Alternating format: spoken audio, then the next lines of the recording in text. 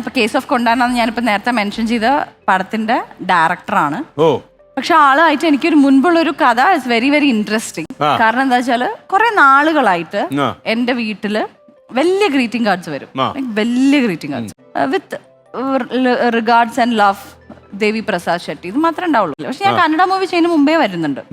വന്ന് ഈ വലിയ കാർഡ് കിട്ടുമ്പോ തന്നെ ഞങ്ങളുടെ വീട്ടില് ഇത് മറ്റേ ദേവി പ്രസാദ് ഷെട്ടിയുടെ ആയിരിക്കും എന്നിങ്ങനെ പറഞ്ഞു തുടങ്ങി.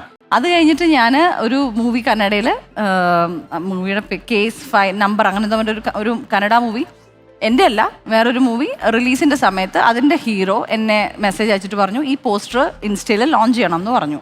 ശരി എന്ന് പറഞ്ഞു. അപ്പോൾ എനിക്ക് അറിയുന്ന ആളാണ്, ഞാൻ വർക്ക് ചെയ്തിട്ടുള്ള ഹീറോ ആണ് വിജയ് രാഘവേന്ദ്ര എന്ന് പറഞ്ഞിട്ട്. അപ്പോൾ ടാഗ് ചെയ്യാൻ വേണ്ടി നമുക്ക് കുറച്ച് അക്കൗണ്ട്സ് തരുമല്ലോ, ഇന്ന അപ്പോൾ ഡയറക്ടർ, പ്രൊഡ്യൂസർ, കമ്പനി അവർ. അപ്പോൾ ഞാൻ ടാഗ് ചെയ്തപ്പോഴത്തേക്കും ചാറ്റ് ഓപ്പൺ ആയപ്പോൾ എനിക്ക് മെസ്സേജ് അയച്ചു, ഹായ് ഭാവന, എന്നെ അറിയാമോ?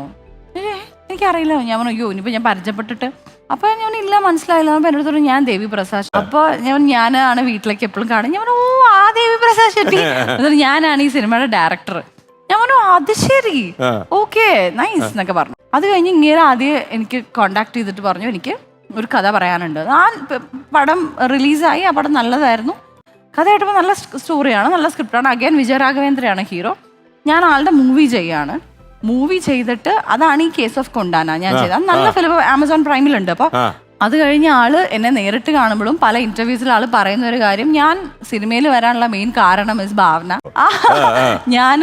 അപ്പൊ ആള് പറയുന്ന ആൾക്ക് എല്ലാ മലയാള സിനിമയും എന്നെ കണ്ടിട്ടുണ്ട്. അപ്പൊ നരൻ എന്നുള്ള സിനിമ കണ്ടപ്പോ തൊട്ടിട്ട് ആൾക്ക് എന്നോട് ഭയങ്കര ഇഷ്ടമാണ്, എനിക്ക് നല്ല ഫാനാണ് എന്റെ. അങ്ങനെ ഫോളോ ചെയ്ത് ഞാൻ പിന്നെ കന്നഡയിൽ അഭിനയിക്കാൻ തുടങ്ങി. അങ്ങനെ എന്റെ വീട്ടിലേക്ക് ഒരുപാട് പ്രാവശ്യം വന്നിട്ടുണ്ട്, കാണാൻ പറ്റിയിട്ടില്ല.